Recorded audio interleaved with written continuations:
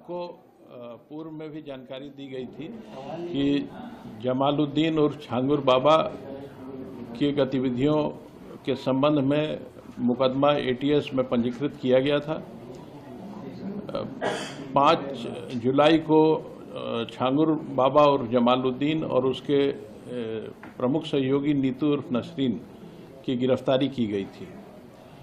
आज 7 दिवस का रिमांड यूपी एटीएस द्वारा इन्वेस्टिगेशन के दौरान इन दोनों मुख्य अभियुक्तों का लिया गया है। इनसे इस गैंग के सभी गतिविधियों, इनके मनी ट्रेल, इनके द्वारा अर्जित अवैध संपत्तियां इत्यादि की जानकारी की जाएगी। साथ ही संपूर्ण गैंग के नेटवर्क की जानकारी भी प्राप्त की जाएगी। इसके अलावा इस गैंग ने जहां जहां अवैध संपत्ति अर्जित की है, अवैध धन का इस्तेमाल करके, उन सभी की भी जानकारी की जाएगी तथा अवैध संपत्तियों को जब्तीकरण की कार्रवाई तथा उन्हें डेमोलिश करने की कार्रवाई भी की जाएगी।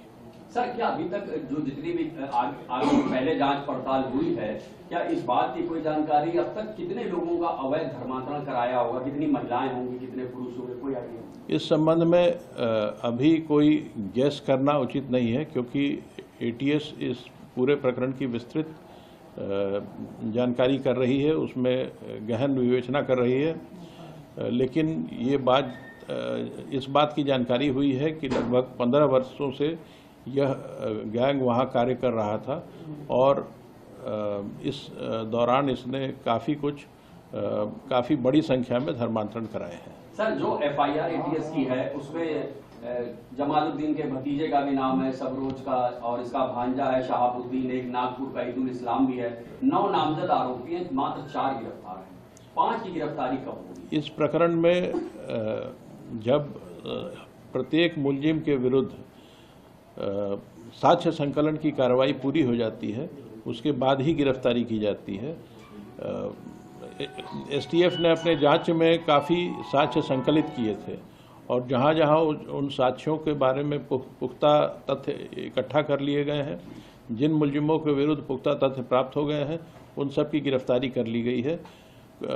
आगे की कार्रवाई जारी रहेगी। सर, एक मोहम्मद अहमद का नाम है जो पूना में बैठा हुआ है। यहाँ कुछ लोग उसको राइट हैंड भी बताते हैं, लेकिन अब उसका बयान आ रहा है, वो खुद अपने आप को पीड़ित बता रहा है और ये बता रहा है कि छांगुर बाबा का मुख्तार अंसारी से भी कनेक्शन है। छांगुर बाबा के सारे कनेक्शंस की जांच की जा रही है। किसी भी एक व्यक्ति के बयान को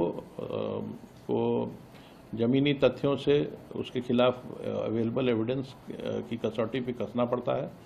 जब सारे जानकारियां इकट्ठी हो जाएंगी तभी मैं इस पर कोई स्टेटमेंट दे पाऊंगा। मोहम्मद अहमद आरोपी है? मोहम्मद अहमद आपके लिए आरोपी है सर? मोहम्मद अहमद इस प्रकरण में नामजद है और एटीएस उसके संबंध में जांच कर रही है। जांच से, विवेचना से जो तथ्य प्राप्त होते हैं उसके आधार पर कार्रवाई की जाए। सर, ईडी ने आपसे जानकारी मांगी है, क्या ईडी भी मनी लॉन्ड्रिंग के तहत कार्रवाई कर रही है? ईडी द्वारा एटीएस से इस प्रकरण में दायर एफआईआर की प्रति मांगी गई थी। इसके अलावा और कोई जानकारी इस मुख्यालय के स्तर पर उपलब्ध नहीं है। क्या सर ये जानकारी में है स्विस बैंक में भी इन लोगों का खाता है, दुबई या शारजाह में? नहीं, ऐसी कोई जानकारी अभी उपलब्ध नहीं है। Thank you.